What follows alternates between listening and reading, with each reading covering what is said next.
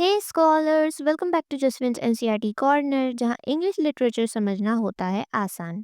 तो आज हम पढ़ने वाले हैं क्लास 12 फ्लेमिंगो बुक से keeping quiet by Pablo Neruda.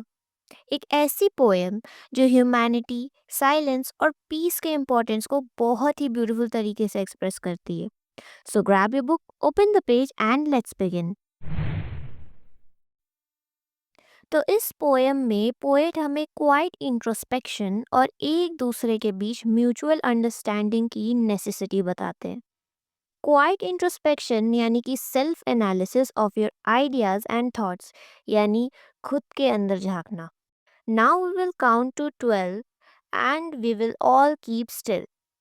यहाँ पर पोएट रीडर्स से क्या कह रहे हैं कि अब हम लोग 12 तक काउंट करेंगे और उसके बाद सब लोग स्टिल हो जाएंगे। अब यहाँ पे स्टिल का क्या मतलब है? स्टिलनेस या फिर साइलेंस, मतलब हम लोग सब शांत हो जाएंगे। अब यहाँ पर जो 12 है, ये एक सिंबोलिज्म है। 12 किसको सिंबलाइज करता है? या तो 12 डेज, 12 आवर्स को, या फिर 12 मंथ्स को। ठीक है। For once on the face of the earth, let's not speak in any language. Let's stop for 1 second and not move our arms so much.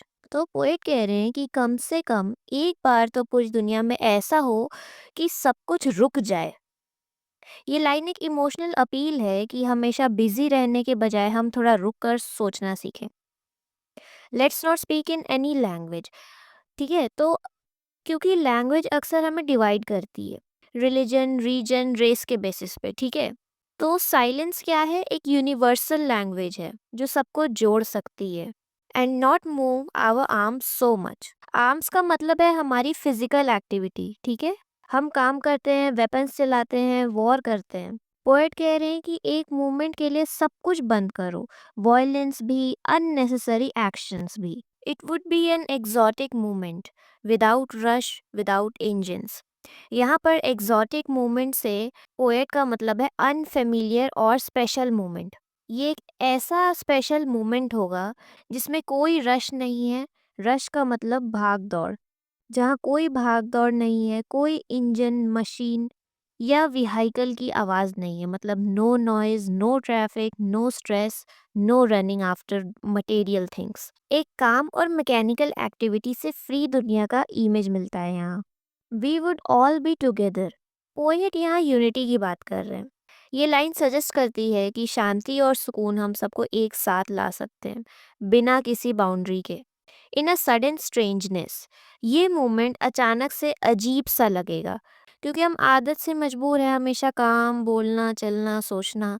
लेकिन जब हम एकदम से रुक जाते हैं, सब कुछ अनयूजुअल लगता है, और वही सडन स्ट्रेंजनेस हमें रियलिटी का डीपर सेंस दिलाता है।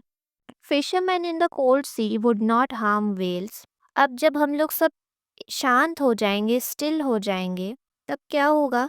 जो फिशरमैन्स होते हैं वो कोल्ड सी में वेल्स को हार्म नहीं करेंगे।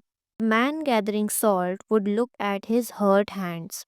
मैन गैदरिंग सॉल्ट का मतलब ये एक लेबरर की इमेज है जो सॉल्ट फील्ड्स में काम करता है, often under harsh difficult conditions. ये लाइन रिप्रेजेंट करती है उन सब लोगों को जो मेहनत और स्ट्रगल भरी जिंदगी जीते हैं बिना कभी रुके। Those who prepare green Wars, wars with gas, wars with fire, victory with no survivors, would put on clean clothes and walk about with their brothers in the shade doing nothing. अब those who prepare green wars का मतलब है destroying forest। यहाँ green wars एक symbolic phrase है जो उन लोगों को रेफर करता है जो इन्वायरमेंट के नाम पर या रिसोर्सेज के लिए डिस्ट्रक्शन करते हैं, जैसे डिफॉरेस्टेशन, इंडस्ट्रियल पोल्यूशन, माइनिंग। ये सभी नेचर के खिलाफ वॉर ही तो है। Wars with gas, wars with fire. ये लाइन क्लियरली पॉइंट करती है towards modern weapons of mass destruction, जैसे chemical gas, bombs, nuclear fire etcetera. Poet कह रहे हैं कि लोग ऐसे डेंजरस वॉर्स प्लान करते हैं जिसमें सब कुछ बर्बाद हो जाता है। विक्ट्री विथ नो सर्वाइवर, ये एक पैराडॉक्स है। पैराडॉक्स एक पोएटिक डिवाइस है। मतलब कि जीत तो मिलती है लेकिन कोई जिंदा नहीं बचता है। पोएट बता रहे हैं कि ऐसे वॉर्स का क्या फायदा, ऐसी जीत बिना इंसानियत के, बिना जिंदगी के, सिर्फ एक इल्यूजन है। Would put on clean clothes, ये एक सिंबॉलिक जेस्टर है। क्लीन क्लोथ्स का मतलब है प्योरिटी, पीस और नई शुरुआत। पोएट का मैसेज है कि अगर ये लोग जो वॉर करते हैं एक मोमेंट के लिए रुक जाएं, तो वो अपना बिहेवियर बदल सकते हैं and walk about with their brothers in the shade doing nothing. Poet का विजन यहाँ एक आइडियल वर्ल्ड का है, जहाँ सब लोग एक दूसरे को ब्रदर की तरह ट्रीट करें और नफरत और वॉयलेंस छोड़कर पीस और ब्रदरहुड में जिएं। शेड का मतलब है एक सेफ, काम, नेचुरल स्पेस, जहाँ सब लोग मिलकर बिना डिस्ट्रक्शन के जीते हैं। What I want should not be confused with total inactivity. Poet readers को क्लैरिफाई करना चाहता है, वो जो कह रहे हैं साइलेंस, स्टिलनेस या रुकना, उसे लोग गलत ना समझें। ये एक डिस्क्लेमर है कि उनका मैसेज कुछ और है। विद टोटल इनएक्टिविटी, पोएट कहते हैं कि उनके साइलेंस का आइडिया मतलब टोटल इनएक्टिविटी या डेडनेस नहीं है। वो सिर्फ ये कह रहे हैं कि हम कुछ टाइम के लिए अपने रेस्टलेस एक्शंस को रोकें, लेकिन इसका मतलब ये नहीं कि हम लाइफ को छोड़ दें।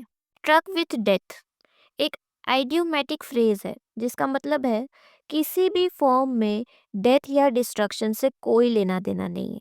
If we were not so single minded about keeping our lives moving and for once could do nothing, perhaps a huge silence might interrupt this sadness of never understanding ourselves and of threatening ourselves with death. और एक पल के लिए हम लोग कुछ ना करें तो शायद एक बड़ी सी शांति उस समय आ जाए जो ना सिर्फ बाहर बल्कि हमारे अंदर भी हो।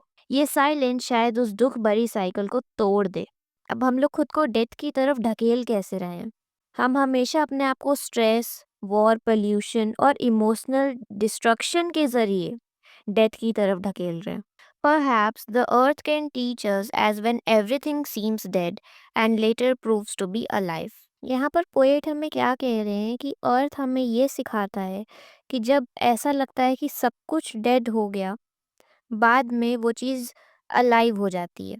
जैसे कि हम लोग ईट को सो करते हैं, तो जब उसको सो करते हैं इट सीम्स डेड, और बाद में हम लोग क्या देखते हैं कि वहाँ पर एक प्लांट ग्रो हो गया, है ना? Now I will count up to 12 and you keep quiet and I will गो।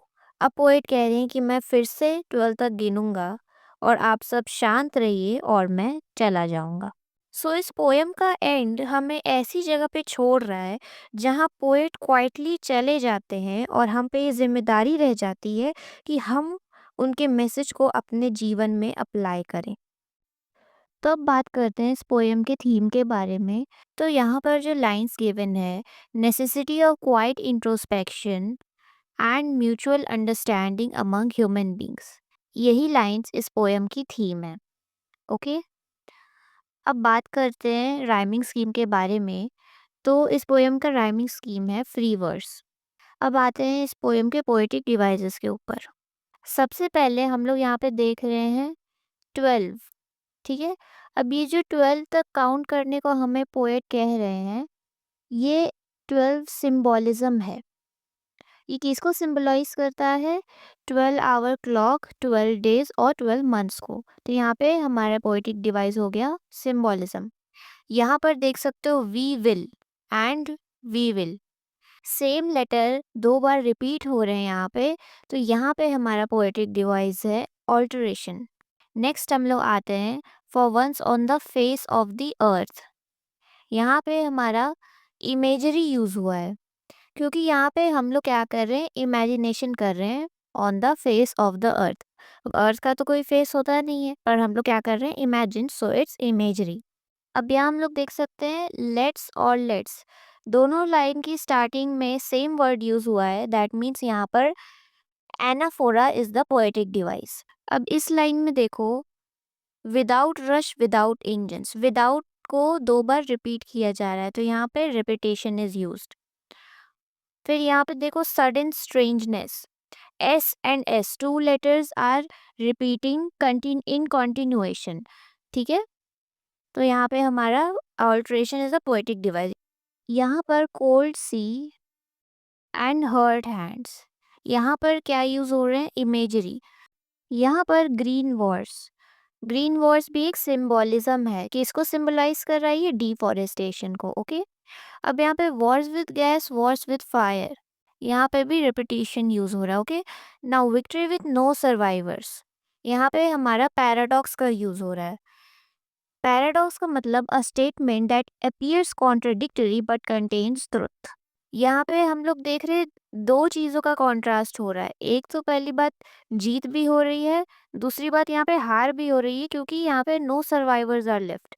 सो जब ऐसी सिचुएशन आए तो वहाँ पे पैराडॉक्स का यूज़ होता है। ओके, अब यहाँ पर नो ट्रक, यहाँ पर हमारा क्या यूज़ हो रहा है? पन, पन इज द पोएटिक डिवाइस है, मतलब कि there is no deal with death. एक चीज़ और, जैसे जितनी भी लाइंस हैं जहाँ पे विदाउट एनी पंचुएशन मार्क हमारा लाइंस कंटिन्यू कर रही है, वहाँ पे हमारा क्या यूज़ हो रहा है? इंजैबमेंट। ओके, यहाँ पर हमारा पर्सोनिफिकेशन का यूज़ हो रहा है। ठीक है, यहाँ पे क्या कर रहे हैं हम लोग? ह्यूमन क्वालिटीज़ को नॉन ह्यूमन एंटिटीज से कंपेयर कर रहे हैं। तो earth is personified as a teacher यहाँ पे। So these were some important points to be remembered in the poem for your examination.